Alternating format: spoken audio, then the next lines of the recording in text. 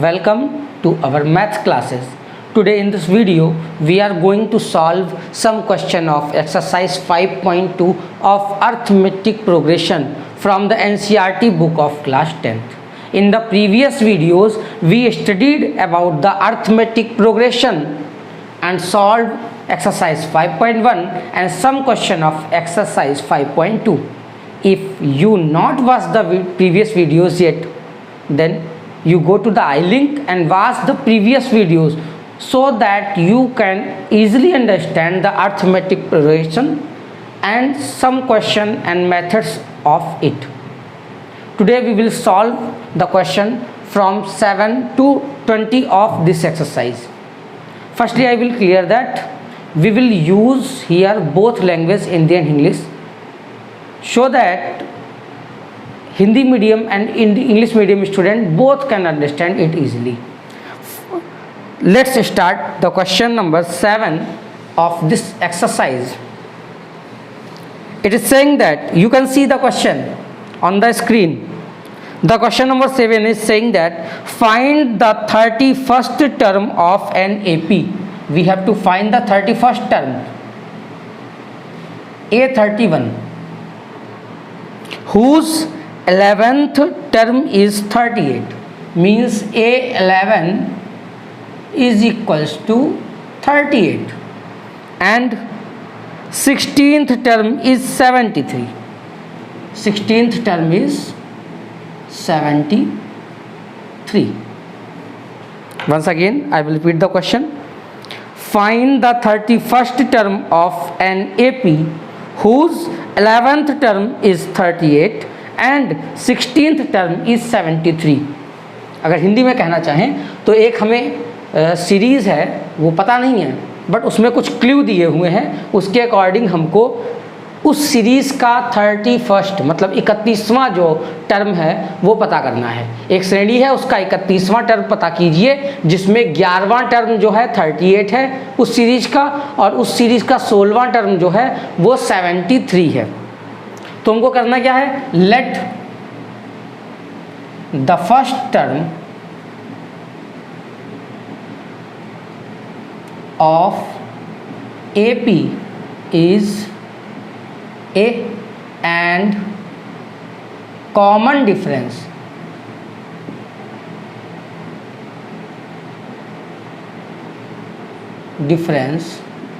equals to D. हमने पहले मान लिया कि मानक श्रेणी का जो प्रथम पद है फर्स्ट टर्म है वो A है और जो कॉमन डिफरेंस मतलब सार्वधातर है वो कितना है, D है. ये सारी चीज़ें हमने पिछले वीडियो में डिस्कस की हैं. तो अगर अभी तक आपने वीडियो नहीं देखा है तो अगर आज के क्वेश्चन को अच्छे से समझना चाहते हैं तो आप पिछले वीडियोस को देख लीजिए जिसमें हमने सारी चीज़ें कुछ फार्मूले ये सब समझाया है. अगर आप पिछले वीडियो देख लेंगे तो आज के क्वेश्चन समझने में आपको बहुत आसानी होगी. You can understand today's video easily. तो हमें करना क्या है, 31वां पद पता करना है और 11वां पद जो उस सीरीज़ का दिया है 38 दिया है और जो 16वां पद उस सीरीज़ का दिया है वो 73 दिया है. हमने क्या मान लिया, पहला टर्म A है और उसका डिफरेंस कॉमन डिफरेंस जो है वो D है. एक बार फिर बता दूं, यहाँ हम क्वेश्चन के मेथड पर फोकस कर रहे हैं. क्वेश्चन का मेथड हम आपको समझाने का प्रयास कर रहे हैं. जो क्वेश्चन इस तरीके के आपको मिलते जुलते होंगे वो खुद सॉल्व करने होंगे. अगर कोई प्रॉब्लम आएगी तो आप हमें कमेंट करके बताएंगे, हम उस क्वेश्चन के लिए अलग से एक सेपरेट वीडियो दे देंगे आपको. बट हमारा प्रयास ये है कि आपको मेथड हम समझाएं ताकि आप कैसे भी क्वेश्चन आसानी से कर सकें. तो यहाँ पर आपको मेथड पर फोकस करना है, किस तरीके का क्वेश्चन है.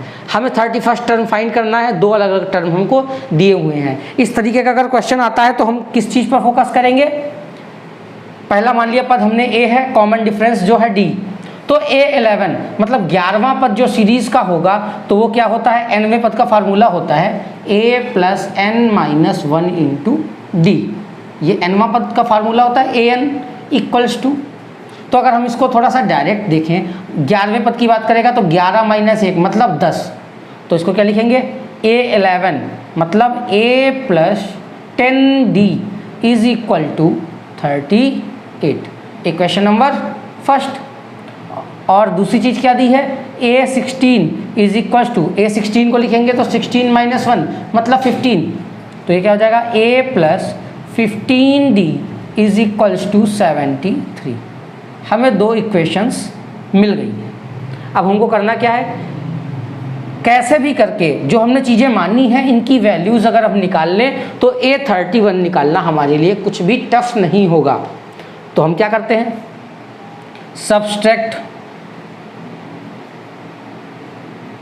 इक्वेशन 2 फ्रॉम 1, मतलब इक्वेशन 2 को 1 से सब्सट्रैक्ट कर देते हैं तो क्या हो जाएगा, A + 10D equals to 38, A + 15D is equals to 73। Subtract करते हैं तो ये मेथड हम लोगों ने सीखा हुआ है, माइनस अपर जो नीचे होते हैं नीचे के उनके साइन चेंज कर देंगे तो A और A कैंसिल हो जाएगा। 10 से 15D सब्सट्रैक्ट होगा तो माइनस का 5D यहाँ बचेगा। और अगर 38 से 73 सब्सट्रैक्ट करें या कह सकते हैं 73 से 38 को सब्सट्रैक्ट करें तब क्या आंसर हमारा आएगा, तो 5 और 3 35, और वो भी कैसा होगा, माइनस का, क्योंकि 73 जो था वो माइनस का था, बड़ा था। अब हमें करना क्या है, कैसे भी करके D की वैल्यू निकालनी है तो हम इसको माइनस माइनस से कैंसिल हो गया हमारा, D इक्वल्स टू क्या आएगा 35/5, 5 7 जा मीन्स D की वैल्यू जो हमारी आ गई वो 7 आ गई है। अब D की वैल्यू हमको मिल गई है, A की वैल्यू पता करनी है तो क्या करेंगे, इसको थोड़ा यहाँ लिख रहे हैं, पुटिंग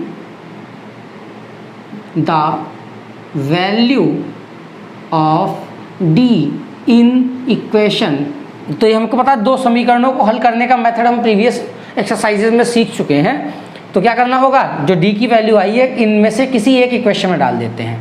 तो हम इसको फर्स्ट इक्वेशन में रखते हैं। जब फर्स्ट इक्वेशन में D की वैल्यू रखेंगे तो हमारा क्या आएगा, A + 10 × 7 equals to 38, then A will be 38, 10 7 जा तो 10 7 जा 70 हो जाएगा, उधर ले जाएंगे तो -70 हो जाएगा। अगर हम इसको सब्सट्रैक्ट करते हैं तो कितना आ जाएगा 32। A की वैल्यू हमारी कितनी आ गई है, सॉरी माइनस का 32, A की वैल्यू हमारी माइनस का 32 आई है और जो D की वैल्यू है वो हमारी 7 आई है। अब हमको करना क्या है, A31 हमें फाइंड करना है। तो A31 के लिए क्या करेंगे, then A31 will be equal to A + 30D।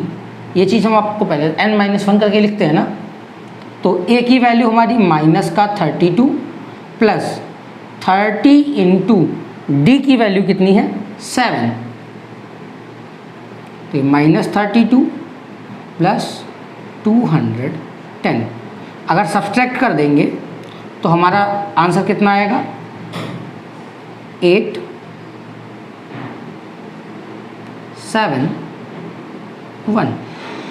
That is our answer. ये हमारा 31st टर्म मतलब 31वां पद है। तो अगर ऐसे ही कोई भी क्वेश्चन दिए हों, थोड़ा सा उनको घुमा फिरा कर पूछ सकता है, उनको पूछने का तरीका बदल सकता है, मगर क्या होगा उसमें 2 टर्म हमको दिए हुए होंगे किसी भी सीरीज के, और किसी और टर्म को पूछने के लिए अगर कहेगा तो हमको यही मेथड यूज़ करना है। हम फर्स्ट टर्म और कॉमन डिफरेंस को कुछ मान लेंगे, फिर क्या होगा जो टर्म्स दिए हैं उनको इस फार्मूले के फॉर्म में लिखकर A और D मतलब फर्स्ट टर्म और कॉमन डिफरेंस की वैल्यू किसी भी तरीके से निकाल लेंगे। और जब कॉमन डिफरेंस और A मतलब फर्स्ट टर्म की वैल्यू आ जाएगी तो जो भी हमें टर्म फाइंड करना है बहुत ईजिली इस तरीके से फाइंड कर सकते हैं। तो now the question number 8 is saying that, जो 8 क्वेश्चन है बिल्कुल सिमिलर है, इसी तरीके से थोड़ा सा घुमा फिरा कर पूछा है, तो हम उसको डिस्कस कर रहे हैं, यहाँ सॉल्व नहीं करेंगे। मेथड अगर आपने समझा है तो आप इसी तरीके से क्वेश्चन नंबर 8 को आसानी से सॉल्व कर सकते हो। Then question number 8 you can see it on screen, is saying that an AP consist 50 terms, मतलब एक जो सीरीज है उसमें टोटल n कितने हैं 50 टर्म हैं, 50 टर्म हैं, मतलब 50 पदों की कोई सीरीज है of which third term is 12। Third term मतलब A3, और इसको अगर हम डायरेक्टली लिखें A plus 2D is equals to 12, यही तो कह रहा है, which third term is 12 and the last term is 106। तो लास्ट टर्म के लिए हमने प्रीवियस वीडियो में आपको समझाया था, आखिरी टर्म कौन सा होगा, जितनी पदों की संख्या है, आखिरी पद हमारा कौन सा हो जाएगा फिर, last term. Last term means A50, और इसको हम लोग क्या लिखेंगे, A plus 49 into d equals to कितना दिया है, लास्ट टर्म 106। बस इतना ही क्वेश्चन को वो मतलब घुमा फिरा कर सकते हैं, ट्विस्ट कर सकते हैं। यहाँ पर दो टर्म डायरेक्ट दिए थे कि A11 इतना है, A16 इतना है, और इसमें थोड़ा सा इसको ट्विस्ट कर दिया है कि टोटल जो टर्म है वो 50 है, और लास्ट टर्म इसको थोड़ा सा टर्न करके पूछा है, लास्ट टर्म जो है तो मतलब A50 आपको दे रखा है, जितने भी टोटल संख्या होगी तो लास्ट टर्म जो आखिरी वाला पद है उसका नंबर भी वही होगा। तो A50 क्या हो जाएगा, A plus 49 into d equals to 106। दोनों टर्म आपको दिए हुए हैं, और फाइंड क्या करना है, फाइंड द 29th टर्म, मतलब 29वां जो टर्म है A29 आपको फाइंड करना है।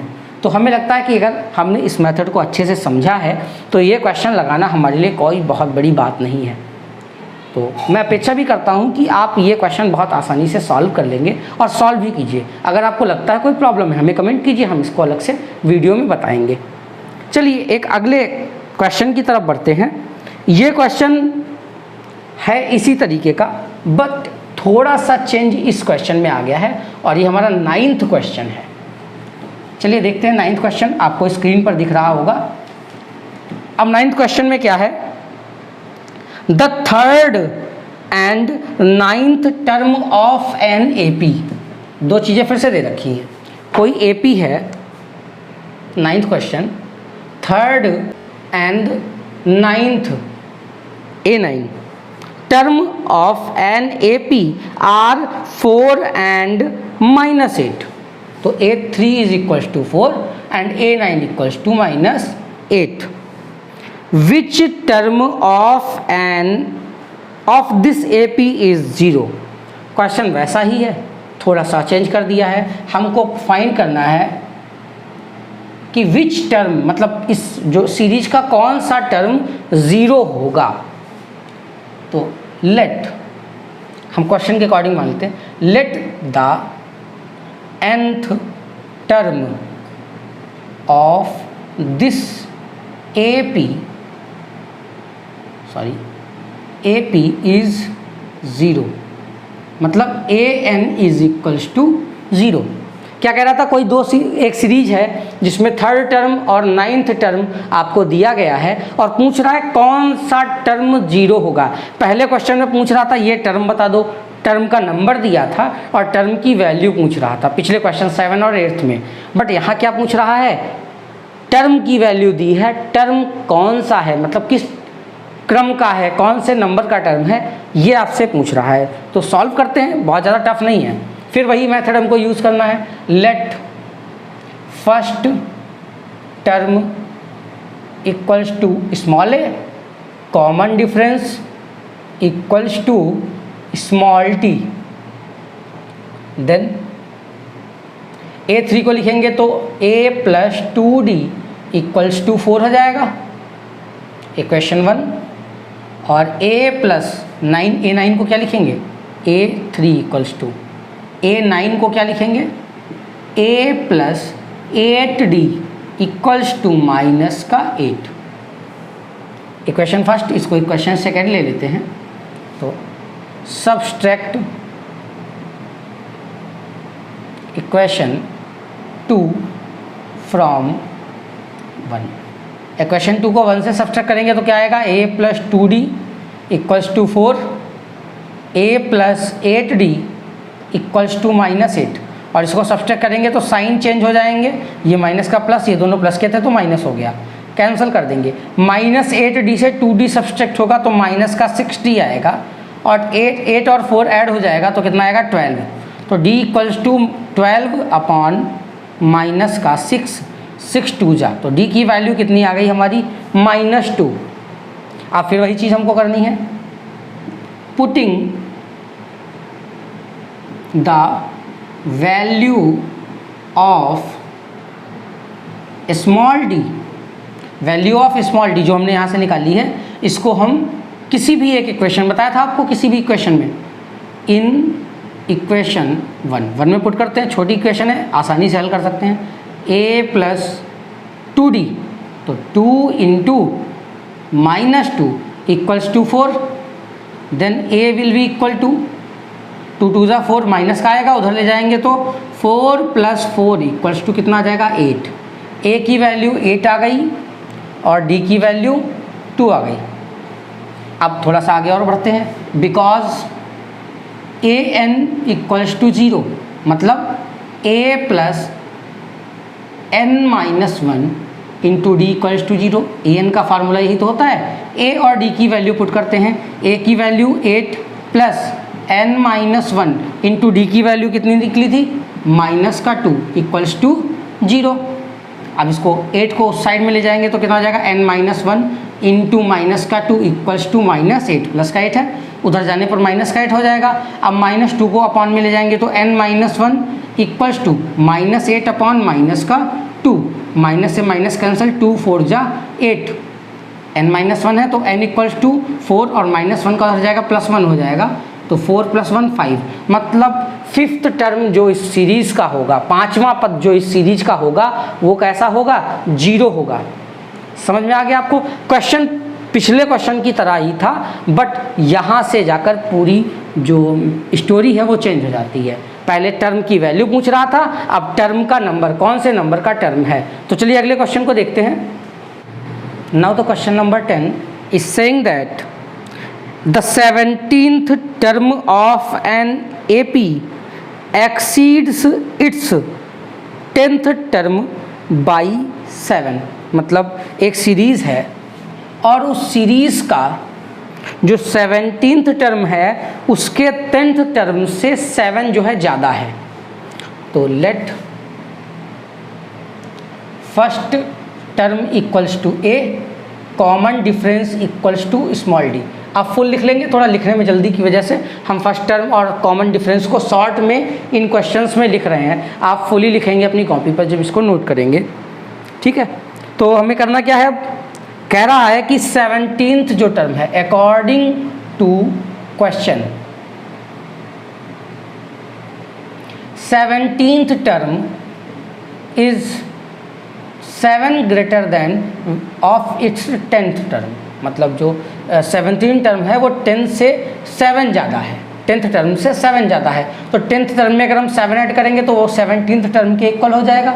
लॉजिकली कह रहा था कि 17th टर्म जो है वो 10th टर्म से 7 ज़्यादा है। तो हमें क्या करना है, अगर 10th टर्म में हम 7 ऐड कर देंगे तो वो 17th टर्म के इक्वल हो जाएगा। अब हमको चुपचाप यहाँ पर उन्हीं की वैल्यूज़, 17th की वैल्यू क्या हो जाएंगी a + 16d और 10 की वैल्यू a + 9d + 7। हमसे पूछ क्या रहा है क्वेश्चन में, कह रहा है फाइंड द कॉमन डिफरेंस। छोटा सा कॉमन डिफरेंस फाइंड करना, तो a और a कैंसिल हो गया, 16d - 9d = 7 और सब्सट्रैक्ट करेंगे तो 7d = 7, d = 7/7 means 1। That is our answer. Common difference जो है वो हमारा 1 आ चुका है। स्क्रीन पर आप क्वेश्चन देख रहे हैं। 11th क्वेश्चन क्या कह रहा है, विच टर्म, इसी तरीके का है, थोड़ा सा चेंजिंग है। विच term of the given AP will be 132 more than its 54th term. कह रहा है कि एक सीरीज़ दी हुई है। 11th क्वेश्चन जो है हम यही सॉल्व कर रहे हैं। सीरीज़ क्या दी हुई है, AP = 3, 15, 27, 39 dash dash and so on, ये सीरीज़ दी है।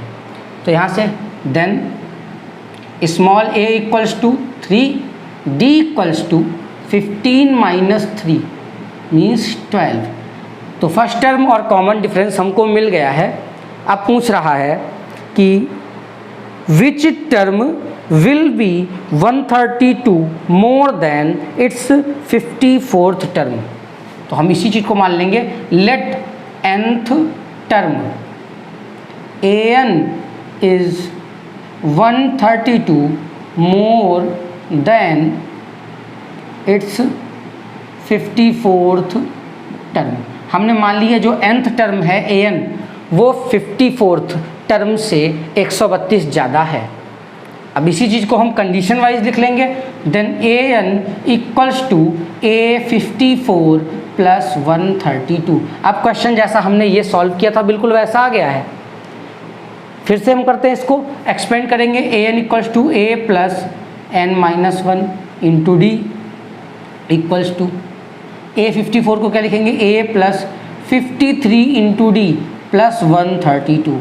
तो A और A कैंसिल हो गया है, D की वैल्यू हमको पता है, तो हम यहाँ इसको सॉल्व नहीं कर रहे हैं, कैलकुलेशन आपको करनी है। D की वैल्यू यहाँ पुट करेंगे और उसके बाद में क्या करना है, N की वैल्यू पता करना। यही तुमसे पूछ रहा था कि कौन सा टर्म 54th टर्म से 132 ज़्यादा है, तो nth टर्म माना था, n की वैल्यू हमको यहाँ पर निकालनी है। तो d की वैल्यू हमने आपको बता रखी है, आप सॉल्व कीजिए और n की वैल्यू इसी तरीके से निकालिए। तो हमारा 11th क्वेश्चन भी हो गया है। 12th क्वेश्चन की तरफ देखते हैं। तो 12th क्वेश्चन हमारा यहाँ नीचे की ओर लगा रहे हैं, 2 AP have the same common difference. 2 AP हैं, मतलब 2 सीरीज हैं जिनका कॉमन डिफरेंस जो है सेम है। Let the first term of these AP equals to A1, A2। कहता 2 AP हैं, मतलब अर्थमेटिक प्रोग्रेशन सीरीज हैं, उनके कॉमन डिफरेंस 1 है। तो हमने फर्स्ट टर्म को अलग अलग मान लिया। फर्स्ट टर्म पहली सीरीज का A1 है और दूसरी सीरीज का फर्स्ट टर्म A2 है। And common difference of both equals to small d. दोनों का कॉमन डिफरेंस सेम है स्मॉल डी, जबकि फर्स्ट टर्म दोनों के अलग अलग A1 A2 हैं। आगे क्वेश्चन कह रहा है, the difference between their 100th term is 100, मतलब उन दोनों के जो 100 टर्म हैं उनका डिफरेंस 100 है। Then according to question A100 minus A100 dash equals to 100। दोनों के जो 100th टर्म है उनका जो कॉमन डिफरेंस है वो कितना है, 100 है। तो इसकी वैल्यू पुट करते हैं, A1 plus 99 into D, common difference एक ही है तो उसी का यूज करेंगे, माइनस ये दूसरी सीरीज की बात कर रहा है, A डैश जो दूसरी सीरीज का टर्म है और A100 जो है पहली सीरीज का टर्म है। तो A1 प्लस 99D हमने इसको लिख दिया है और A डैश वाले को हम लोग क्या लिखेंगे, A2 plus 99 into D. Common difference same है तो दोनों का अलग अलग नहीं रखा, हमने एक ही जैसा रखा है। अब जरा हम इसको सॉल्व करते हैं, A1 प्लस 99D और इसको माइनस को अंदर मल्टीप्लाई करेंगे तो माइनस का A2 माइनस का 99D इक्वल्स टू 100 हो जाएगा। 99D दोनों सेम थे, कैंसिल हो गए, तो यहाँ से आया A1 minus A2 equals to 100। ये हमारी क्वेश्चन नंबर 1 आ चुकी है। अब आगे क्वेश्चन जो हमारा है वो कह रहा है, What is difference between their 1000th term, मतलब 100वें पद का डिफरेंस 100 था तो 1000वें पद का डिफरेंस कितना होगा। तो हम इसको थोड़ा सा इस साइड में लिखते हैं, then difference between their 1000th term, तो उनके 1000 टर्म के बीच का डिफरेंस निकालना है हमको। क्या करेंगे, capital A 1000 minus capital A 1000 dash equals to इसकी वैल्यू पता करनी है। तो निकालते हैं, इसको अगर हम वैल्यू पुट करेंगे तो क्या आएगा, A प्लस 999D, इसको A1 लिखेंगे ना फर्स्ट टर्म के लिए, फर्स्ट सीरीज के लिए, माइनस 8000 डैश की वैल्यू पुट करेंगे तो A2 plus 999D, clear. Minus के अंदर मल्टीप्लाई करेंगे तो क्या आ जाएगा A1 plus 999 into D minus A2 minus 999 into D. तो ये दोनों सेम टर्म है, कैंसिल हो जाएंगे। क्या आंसर आएगा? A1 माइनस A2 और इसकी वैल्यू प्री डिफाइंड है, कितनी है? 100। That is our answer. तो इसको अगर हम चाहें तो नीचे लैंग्वेज लिख देंगे। So it is clear that the difference between their 1000th term is equals to 100। ये हमारा आंसर आ जा गया है। अब अगले क्वेश्चन को सॉल्व करेंगे। The next question is 13th। How many 3 digits number are divisible by 7? Question जो हम बोल रहे हैं इसका हम मेथड आपको बताएंगे। कैलकुलेशन आपको कर दी है, मेथड हम बता रहे हैं। कह रहा है क्वेश्चन कि ऐसे कितने 3 डिजिट के नंबर हैं जो 7 से डिविजिबल हैं। Question number 13। तो हम 3 डिजिट के नंबर कहाँ से स्टार्ट होते हैं? 100 से स्टार्ट होते हैं। तो 100 से बाद के हम ऐसे नंबर चेक करें जो 3 से डिविजिबल हों, सॉरी 7 से डिविजिबल हों। तो अगर हम स्टार्ट करते हैं तो सबसे पहला नंबर आता है 105। 100 के बाद सबसे पहला नंबर ये है जो 7 से डिविजिबल है। आप इसको कैलकुलेशन करके देख सकते हैं। अगर ऐसा कोई क्वेश्चन आता है तो आपको इसको कैलकुलेट करके देखना पड़ेगा, एनालाइज करना पड़ेगा कि पहला 3 डिजिट का कौन सा नंबर है जो 7 से 8 से, जैसा क्वेश्चन कहेगा उससे डिविजिबल है। ये आपको चेक करना पड़ेगा। वहाँ पर यहाँ 7 है तो हम कैलकुलेशन इस चीज़ को करेंगे तो देखेंगे कि 105 पहला ऐसा टर्म है 3 डिजिट का जो 7 से डिविजिबल है। इसके बाद में अगला कौन सा टर्म होगा? अगर इसमें +7 कर दें तो अगला टर्म होगा 112। इसके बाद में फिर 7 करेंगे तो 119 डैश डैश डैश। तो ये सीरीज बनेगी ऐसे 3 डिजिट्स के नंबर की जो 7 से डिविजिबल हैं। और कितना कह रहा है? 3 डिजिट्स के कितने नंबर हैं? तो 3 डिजिट कहाँ तक रहता है? 999 तक 3 डिजिट रहता है। इसके बाद क्या हो जाता है? 1000 की सीरीज में पहुंच जाता है। मतलब 1000 क्या हो जाएगा? 4 डिजिट का हो जाएगा। तो 3 डिजिट कहाँ तक रहता है? जब तक 1999 है। तो अब हमें एक लास्ट टर्म ढूंढना है। अभी हमने शुरुआत के लिए क्या ढूंढा था? ऐसा फर्स्ट टर्म जो 7 से डिविजिबल था। अब हम ढूंढेंगे ऐसा लास्ट टर्म जो 7 से डिविजिबल होगा। तो अगर हम इसको ध्यान से देखेंगे तो 994 जो होगा वो लास्ट टर्म होगा जो 7 से डिविजिबल होगा।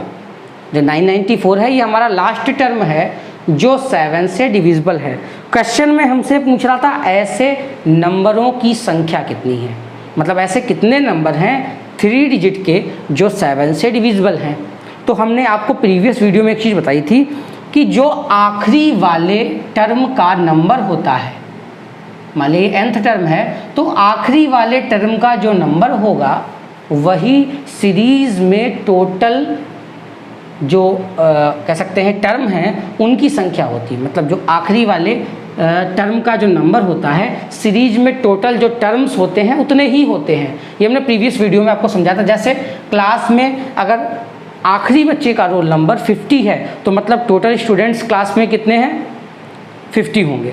तो ऐसे ही जो आखिरी टर्म है अगर हम इसका नंबर निकाल लें तो हमें टोटल टर्म्स कितने होंगे ये पता चल जाएंगे। तो ये सारे 3 डिजिट के टर्म हैं। तो इसके लिए a बराबर फर्स्ट टर्म कितना हो जाएगा? 105 और कॉमन डिफरेंस कितना हो जाएगा? 1112 माइनस 105। कॉमन डिफरेंस हमारा हो जाएगा 7। तो लास्ट टर्म L कितना है? 994। ठीक है। Let total term in series equals to n। मतलब टोटल टर्म जो सीरीज में n है तो लास्ट टर्म इक्वल्स टू 994। तो इसके लिए क्या लिख देंगे? a plus n minus 1 into d equals to 994।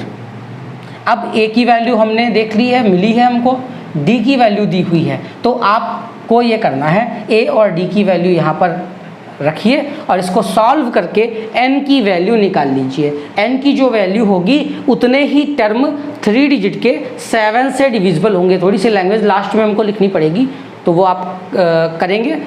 तो n का मान हमको स्पेशली निकालना है, तो जो आखिरी वाले नंबर का जो क्रम होगा वही टोटल टर्म्स की संख्या होगी। और ये सीरीज़ भी 3 डिजिट के टर्म की थी जो 7 से डिविजिबल थे, तो उतने ही टर्म 7 से डिविजिबल होंगे। ऐसा ही नेक्स्ट क्वेश्चन हमारा है जो 14 है, तो ये सॉल्व आपको करना है, n की वैल्यू आपको खुद निकालनी है। 14th क्वेश्चन जो है वो क्या कह रहा है, how many multiples of 4 lie between 10 to 250।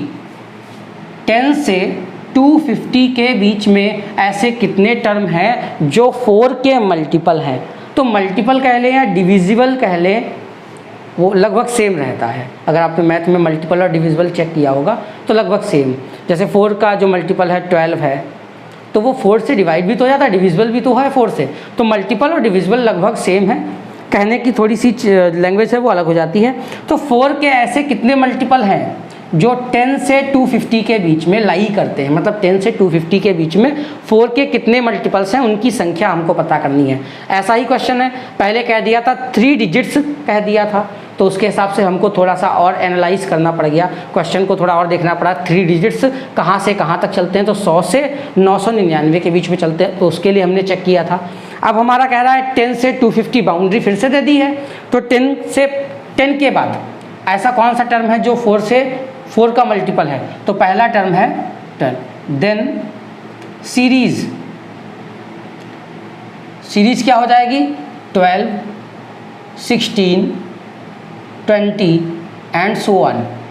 10 के बाद 12 फर्स्ट टर्म था जो 4 का मल्टीपल था, इसमें 4 ऐड कर दिया तो 16 में 4 ऐड किया तो 20। ये सारे टर्म्स 4 से डिविजिबल हैं, बट ये 10 के बाद के हैं। मगर कह कहाँ रहा है 250 से पहले तक का, तो 250 तो 4 से डिविजिबल नहीं है। अगर डिवाइड करेंगे तो 4 6 जा 24 और 10 बच जाएगा। 250 डिविजिबल नहीं है, हमको चेक करना है तो 250 से कम वाले नंबर में जाएंगे कि 250 जो हमारी बाउंड्री लाइन है उससे आगे नहीं जाना, उससे पीछे बढ़ेंगे। तो 249 भी डिविजिबल नहीं होगा। अगर 248 की बात करें तो 248 हमारा डिविजिबल है, चेक कर सकते हैं। 248 अगर इसको 4 से डिवाइड करें, 4 6 जा 24 और 4 2 जा 8, तो ये डिविजिबल है 4 से। तो लास्ट टर्म जो है जो 250 के पहले का है वो 248 है जो डिविजिबल है 4 से या मल्टीपल है 4 का।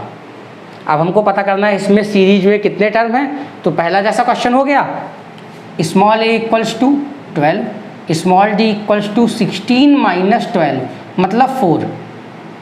Late n term is here multiple of 4। हमने मान लिया कि ऐसे यहाँ पर n टर्म है जो 4 के मल्टीपल हैं। So small l last term कितना है 248, मतलब a plus n minus 1 into d equals to 248। Last term का n हम फाइंड कर लें, a की वैल्यू पता है, d की वैल्यू पता है। अगर हम n फाइंड कर सकते हैं तो हम आसानी से पता कर सकते हैं ऐसे कितने टर्म हैं 10 से 250 के बीच में जो 4 के मल्टीपल हैं। That's clear to you I think. But calculation आपको करना है, कैलकुलेशन की हमने ट्रिक्स बताई हैं तो आप आसानी से उनको यूज भी कर सकते हैं। कैलकुलेशन आपको करनी है ताकि आप इसको लगाने में कैपेबल हो सकें। हम लगा देंगे तो आप इसको कॉपी कर लेंगे तो शायद ये परफेक्ट नहीं होगा, तो आपको ये अपने आप सॉल्व करना है। ओके, चलिए अगला क्वेश्चन देखते हैं। चलिए देखते हैं 15th क्वेश्चन को। बहुत ज़्यादा टफ नहीं है, आप स्क्रीन पर सारे क्वेश्चन देख सकते हैं। जो क्वेश्चन हम सॉल्व कराने जा रहे हैं वो आपको स्क्रीन पर दिखाई दे रहा है। For what value of n, मतलब n की ऐसी कौन सी वैल्यू है जिसमें जो 2 सीरीज दी हुई हैं, क्वेश्चन में आपको दिखा रहा है, इनके nth टर्म इक्वल है। मतलब n की ऐसी कौन सी वैल्यू है जिसके लिए 2 सीरीज हम यहाँ लिख देते हैं। AP1 कितनी है 63, 65, 67 एंड सो ऑन, और AP सेकेंड कितनी है 3, 10, 17 and so on. That's clear. तो यहाँ से लिख लेंगे इसको साथ में। A1 मतलब फर्स्ट टर्म सीरीज का कितना है 3, और D1 मतलब कॉमन डिफरेंस कितना है, तो +2। क्लियर। और अगर दूसरी सीरीज की बात करेंगे तो A2 कितना है 3 और D2 कितना है 7। ये हम अपने आप कैलकुलेट कर सकते हैं, तो इसीलिए हमने यहाँ पर ज़्यादा कैलकुलेशन करके नहीं लिखा है, लेंथी लगने लगता है। अब ये क्या कह रहा है क्वेश्चन, n की ऐसी कौन सी वैल्यू है जिसके लिए दोनों सीरीज के nth टर्म इक्वल हो जाएंगे, यही कह रहा है क्वेश्चन। क्वेश्चन में लिखा है for what value of n are the nth term of two series are equal. तो an1 मतलब फर्स्ट सीरीज का nवां टर्म और an2 सेकेंड सीरीज का nवां टर्म, दोनों को हमने क्या कर दिया है, इक्वल कर दिया है।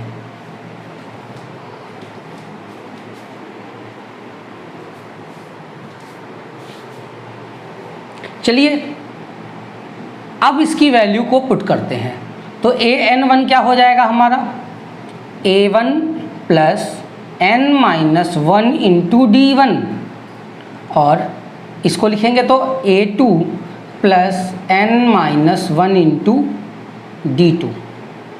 That's clear to you. a1 और d1 की वैल्यू, a2 और d2 की वैल्यू हमारे पास हैं, तो इनको यहाँ पर पुट कर देते हैं।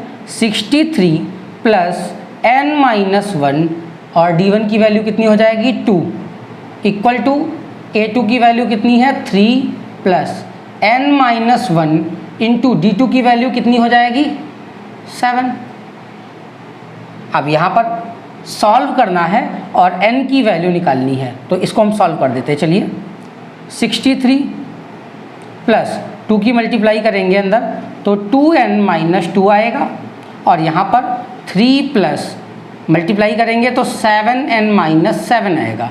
63 में से 2 सब्सट्रैक्ट होगा, 61 बचेगा, प्लस 2n इक्वल्स टू 3 में से 7 सब्सट्रैक्ट होगा तो कितना बचेगा, -4 प्लस 7n।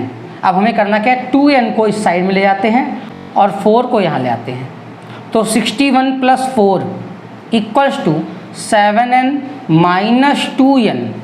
क्लियर।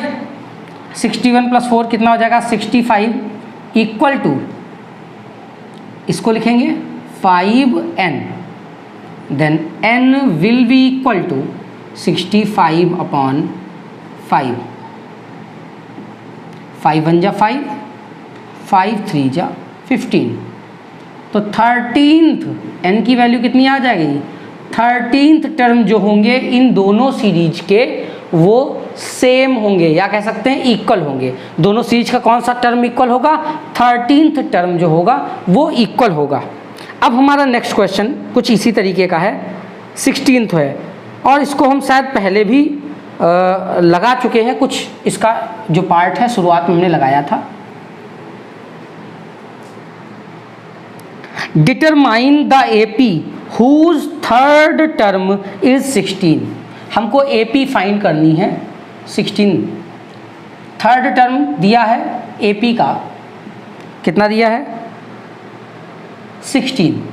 हमें एक सीरीज पता करनी है, AP फाइंड करनी है, इसका थर्ड टर्म जो है वो 16 है, एंड A3 मतलब इसको और हम लिख लें एक्सपेंड करके, A plus 2D equals to 16। और कंडीशन कह रहा है एंड, क्या कह रहा है, 7th term exceed 5th term by 12। मतलब जो 7वां पद है वो 5वें पद से 12 अधिक है, मतलब A7 is equals to A5 plus 12। तो ऐसा कुछ हमने भी हल किया था, तो इसमें हम पहले से ही मान लें, let first term equals to small a and common difference short में हमने लिखा है इक्वल्स टू D। यहाँ पर लिखेंगे A7 को A प्लस 6D और A5 को A plus 4D plus 12।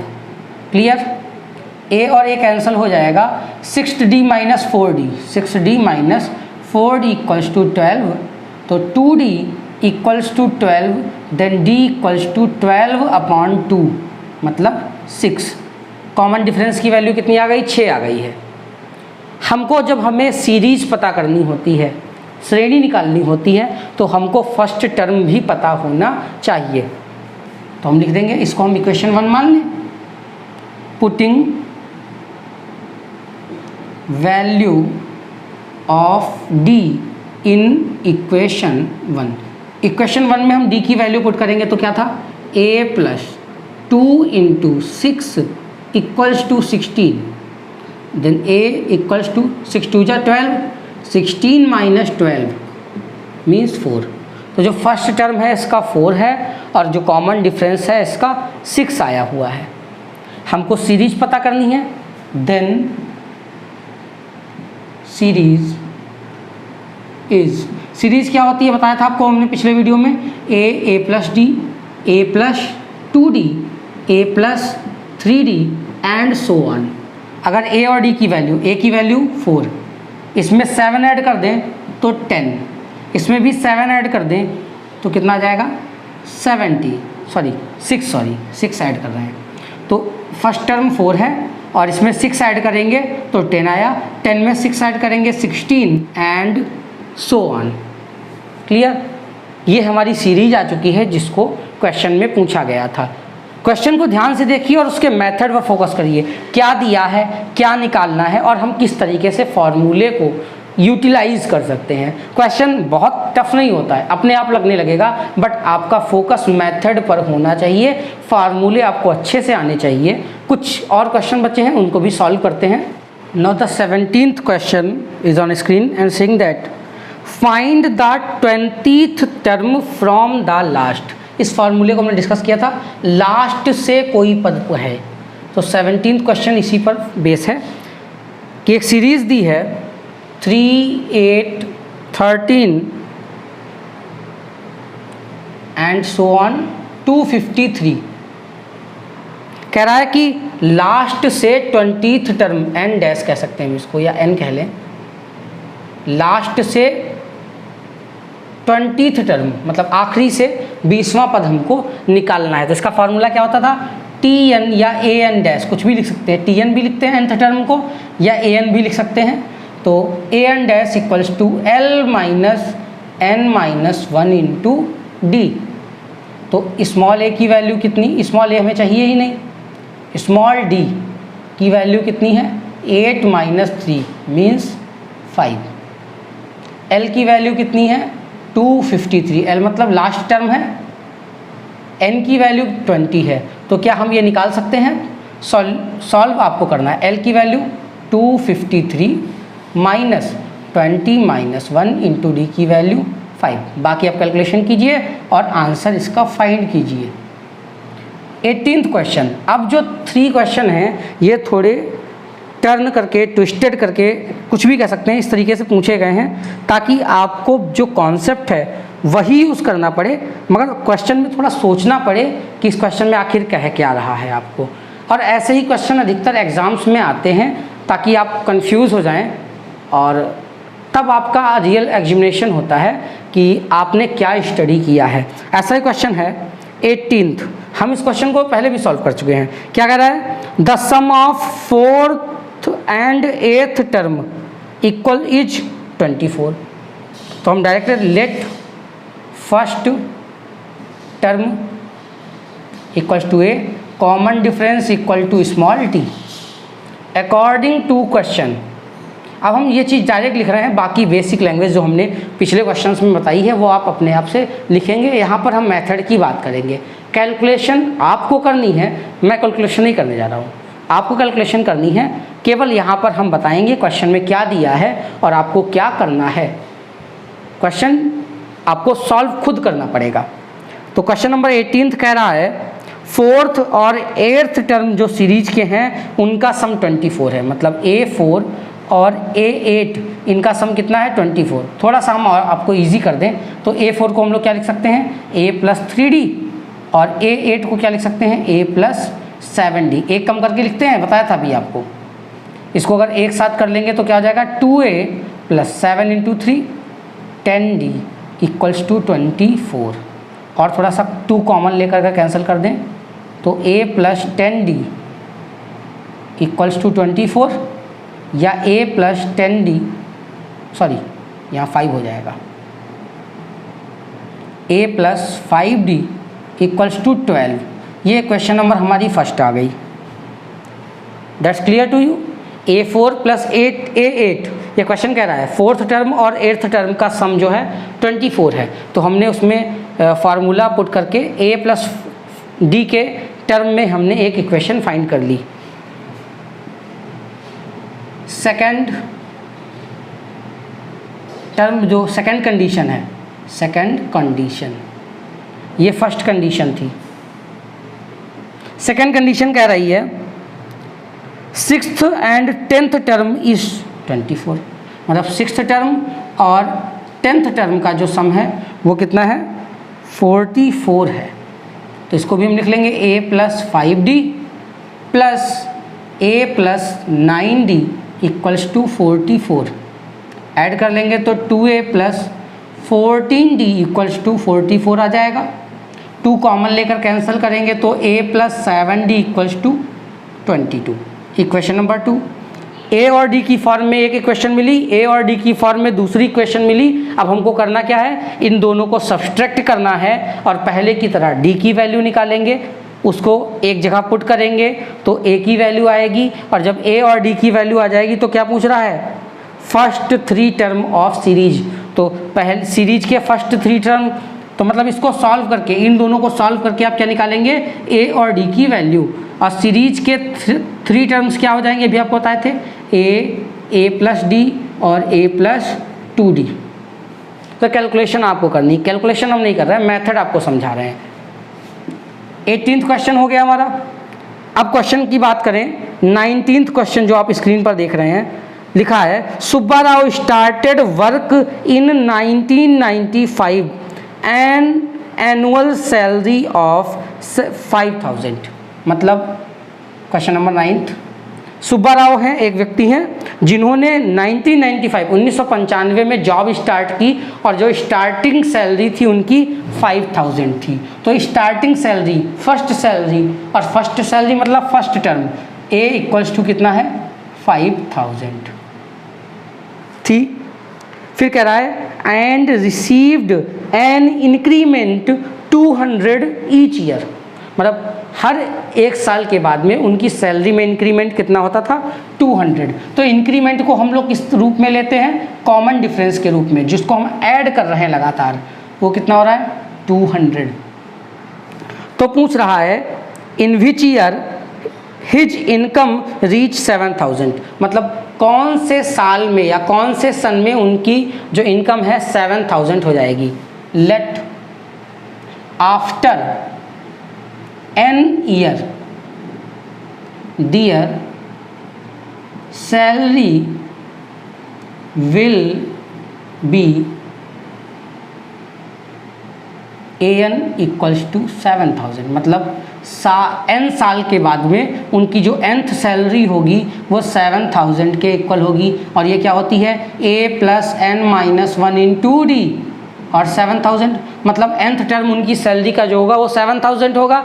Starting salary 5000 थी, हर साल कितनी सैलरी बढ़ती थी, 200, मतलब ये कॉमन डिफरेंस था हमारा। पूछ रहा था कौन से ईयर में, ईयर जो स्टार्टेड था YS या SY, स्टार्टिंग ईयर जो था 1995 था। हम ये देखेंगे कितने सालों बाद उनकी सैलरी 7000 हो जाएगी। तो A की वैल्यू और D की वैल्यू आपको यहाँ पर पुट करनी है, और उसके बाद में हम यहाँ से क्या फाइंड करेंगे, N, मतलब इतने सालों के बाद उनकी सैलरी जो है वो 7000 के इक्वल हो जाएगी। फिर क्या करना है, जो N की वैल्यू आएगी then year will be 1995 plus n।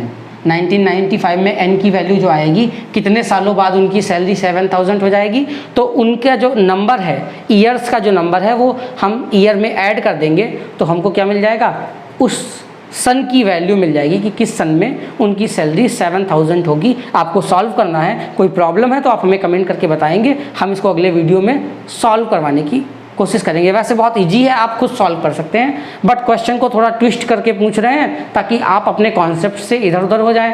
और आपको लगे कि हाँ क्वेश्चन बहुत टफ है, हमें लगता है ये टफ है, कैलकुलेशन बहुत ईजी है, आप कर सकते हैं। 20 क्वेश्चन जो हमारा है वो इसी तरीके का है। Ramkali saved ₹5 in first week. एक रामकली एक लेडी हैं 20 क्वेश्चन में, और वो क्या करती हैं फर्स्ट वीक में ₹5 सेविंग करती। तो फर्स्ट वीक का मतलब फर्स्ट टर्म हमारा A = कितना है, ₹5 है। पहले वीक में, पहले सप्ताह में वो कितना रुपए बचाती हैं, ₹5 बचाती हैं। फिर क्या होता है, of a year then increased her weekly savings by 1.75।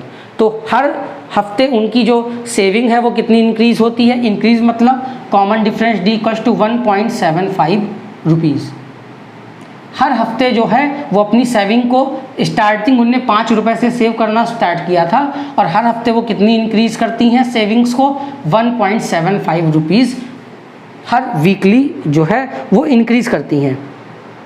If the nth week her weekly saving become 20.75, मतलब nth जो वीक होगा उसमें अगर उनकी सैलरी 20.75 होती है तो हमको n की वैल्यू फिर वैसा ही है, an = कितना दिया है, 20.75 तो हमको फाइंड क्या करना है, मतलब इसको कह सकते हैं a + n - 1 × D = 20.75। हमको n की वैल्यू, क्वेश्चन साफ साफ कह रहा है find the value of n की वैल्यू आपको फाइंड करनी है। तो ये सारे क्वेश्चन जो थे इजी थे, आपको कॉमन सेंस कह सकते हैं या आपके अपने कॉन्सेप्ट को यूज़ करना था, थोड़ा क्वेश्चन को स्टोरी टाइप कर दिया था तो हमको लगता था कि क्वेश्चन बहुत टफ हैं, देखने में कुछ कठिन लग रहे थे, बट क्वेश्चन हमें लगता है कैलकुलेशन के अकॉर्डिंग बहुत ईजी है। आप इनको कैलकुलेट करिए, आंसर आप लाइए, और एक चीज़ ध्यान रखिए, जब आप इसको सॉल्व करेंगे तो अपनी कैलकुलेशन में एक बार आंसर शीट से अपने आंसर को जरूर मैच कर लें कि अगर कोई प्रॉब्लम है, आंसर गलत आ रहा है तो आप हमें कमेंट करके हमारी हेल्प ले सकें। तो आज हमने 5.2 एक्सरसाइज को कम्प्लीटली सॉल्व करवा दिया है। If you have any problem then you can comment, we will provide you the solution of that question, that problem in the next video। अगर आपको कोई समस्या आ रही है तो हमें कमेंट कीजिए, अगले वीडियो में हम उस सॉल्यूशन की बात करेंगे। तब तक के लिए धन्यवाद, जय हिंद।